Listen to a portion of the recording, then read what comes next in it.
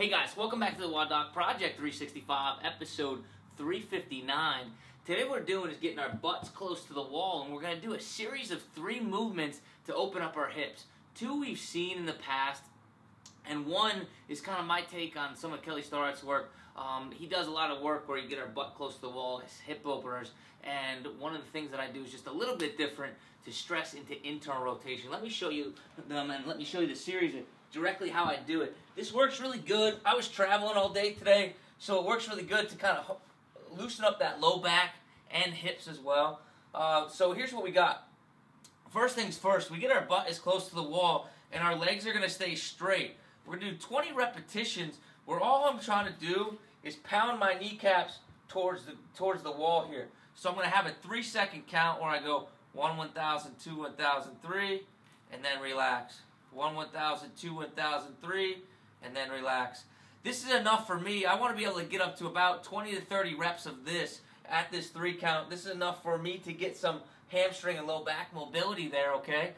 Once I do that, I'm going to go to that traditional wall stretch. This is the stuff that you do see Kelly Starrett talk about a whole bunch, and this is where we try to get our butt as close to the wall. Legs are going to stay out, and we're going to kind of bring our knees towards our chest to kind of emphasize that external rotation.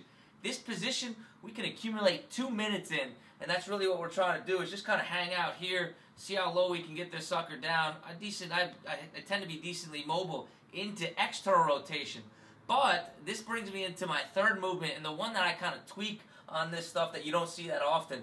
This is an internal hip mobility using the same wall. What we're going to do is we're going to scooch our butt out just a little bit, okay? We're going to take a wider stance here, okay? Now, instead of pushing our legs out like we do this way, with this wider stance, okay, we're going to try to get our knees down so they're about parallel with the ground, and then I'm going to take both my hands here, and I'm just going to use and try to push my knees together. I'm going to use my hands, try to push my knees together until I feel that internal rotation stretch. You'll feel it right in the groin and the hip area.